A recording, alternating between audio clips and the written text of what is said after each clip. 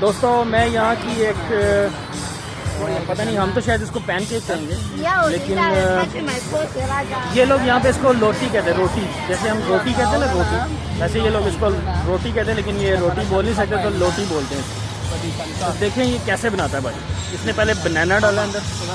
बनाना काट के इसने इसमें डाल दिया,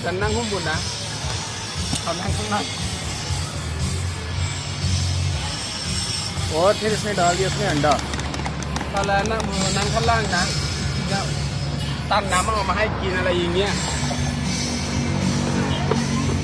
is this? Maida maida. Corn hello corn आप वीडियो लो भाई अब ये मैदे की बना रहा है रोटी।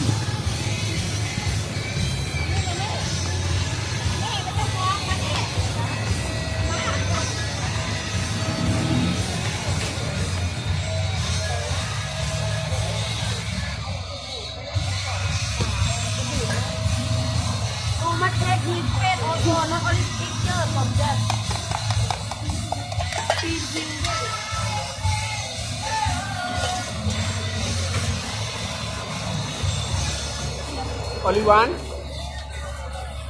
Two?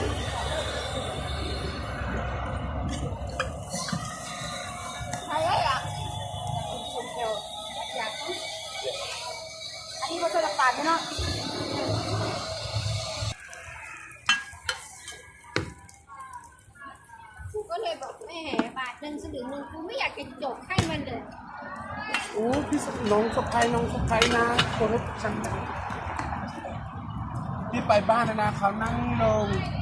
กินข้าวนะตัดข้าวมาให้กินฉันกินข้าวนะก็แล้วน้ำมาให้กินทุกอย่าง दोस्तों देखने मेंฉัน तो เว ये ลาเดิ बहुत นนะ मजे की ที่ लगती บ้าน है। นะเดินนะหน้าตั้งอะไร सिर्फ มี केला डाला है อย่าง उसमें เงี้ย और फिर अंडा, ดู और फिर मैदे की रोटी बना के उसने เรียก अंदर ทีละคุณ लगा के फ्राई कर दी। ฉันปินเหมือนกับว่าฉันปินแม่ย่าอ่ะ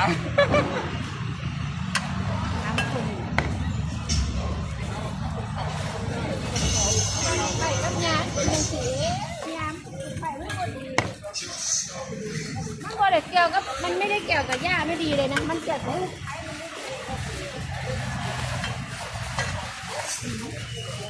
It's done. It's done. มันไม่พูดแต่มันน่ารู้จักเขาไหมนั่นบ้านเขาอยู่บ้านเขาไม่ใช่บ้านเรา ไม่ใช่หมายถึงว่า พวกเมื่อเช้านี่ก็เหมือนกันพอโมโหให้เนี่ยเสร็จลูกพี่น้องแหละกีตาร์ก็เหมือนกัน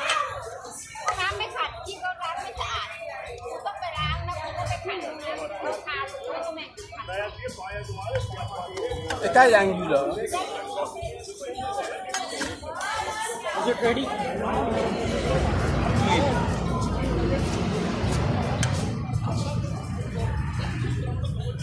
ครับมาจากอินเดียเหรออินเดียปะมุสลิมอ๋อศาสนาที่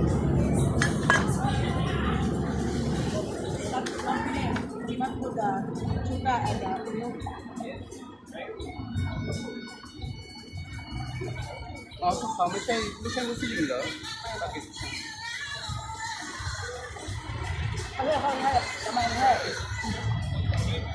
ประเทศเขาเป็นประเทศมุสลิม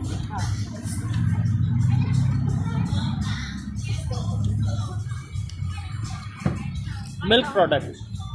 นี่เราใส่เต้าโดนสับเลยกินข้าวก็ อันนี้ใส่ด้วยไหมฮะ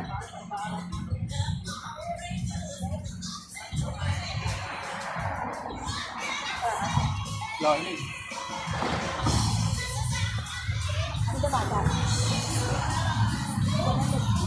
रेडी वाला बंदा है, रेडी वाला। कितनी आला चीज़ बनाई है।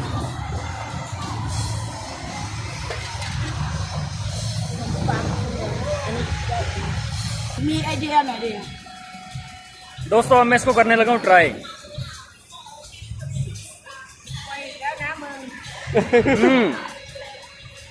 Very tasty.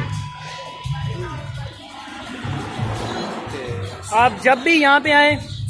इन भाई से रोटी ज़रूर खाएं। Near the my my shopping mall shopping mall. My shopping mall, उसके बाहर खड़े हैं ये भाई। इनसे लाजमी आपने ये खानी रोटी।